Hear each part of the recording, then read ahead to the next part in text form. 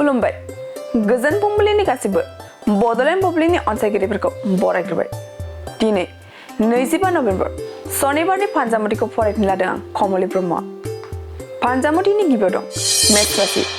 थांखिसिम सहैगोन, गोसोनि साननाया जाफुंसारगोन, जै जानो हागोन। वृष राशि। गोरोन्थि हाबा मावफ्लांनो हागौ, मान गैयै जानो हागौ, गोसोखौ असान्ति मोनगोन। मिथुन राशि। मोजां रादाब मोननो हागौ, गोसोआ रंजाखांगोन, खुसियै साना बारलांगोन। कर्कट राशि। सोरजोंबा गोथार सोमोन्दो खालामना लानो हागोन, जोबोरैनो मोजां सान जागोन। सिंह राशि। बिसि फिसायनि गेजेराव नांज्लायनाय सोमजिनो हागौ, बुजिलायनाय गैयै जागोन। कन्या राशि। गोजान लामा दावबायैयानो मोजां जागोन, खैफोदाव गोग्लैनो हागौ, गाज्रि सान। तुला राशि। फालांगि खालामोब्ला मुलाम्फा जानो हागौ, रां रुफा आरजिना लानो हागोन, मोजां सान। वृश्चिक राशि। गोदान खामानि मोननायनि खाबु दं, गोसोआव रंजानाय फैगोन, रंजा बाजा सानखौ हगार हरगोन। धनु राशि। थांखिया फैमाल जानो हागौ, मावनो लानाय खामानिफोरा आद्रा जागोन, गोसोखौ दुखु मोनगोन। मकर राशि। जायखिजाया खामानियाव हेंथा मोननो हागौ, हारसिं गोजोनै थानो गोसो जागोन। कुम्भ राशि। गोबाव समनिफ्राय हास्थायनाय फिथाइखौ मोनफुंनो हागौ, मोजां सान जागोन। मीन राशि। इयुन जिउखौ साननानै गोसोआव गिखांनाय फैनो हागौ, सानब्लाबो सानस'हायै जागोन। दिनै सानसेनि राशि फरायथिनायाबो एसेनोसै।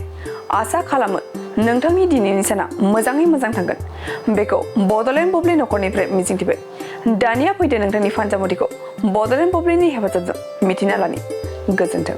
बाजाज बाइक लाग्राफोरनिसिम मोनसे गोनांथार फोसावथाय। क'क्राझार सहरनि दावहारु अट' एजेन्सिया दासान्दि फेस्टिभ ल'न एन्ड एक्सचेन्ज अफार होगासिनो दं।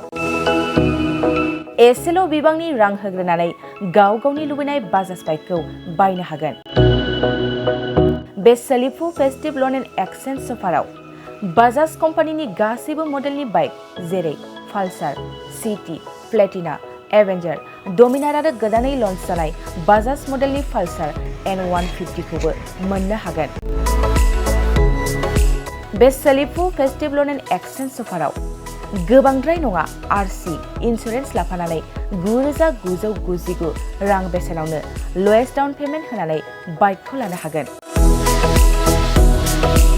नोंथांमोना क'क्राझार सहरनि दावहारु अट' एजेन्सिजों लोगोसेनो कारिगाव फेस्टिभ आउटलेट, दतमा फेस्टिभ आउटलेट आरो बडगाव फेस्टिभ आउटलेट ब्रान्च श'रुमावबो होबाय थानाय फेस्टिभ ल'न एन्ड एक्सचेन्ज अफाराव फैनानैबो लानो हागोन।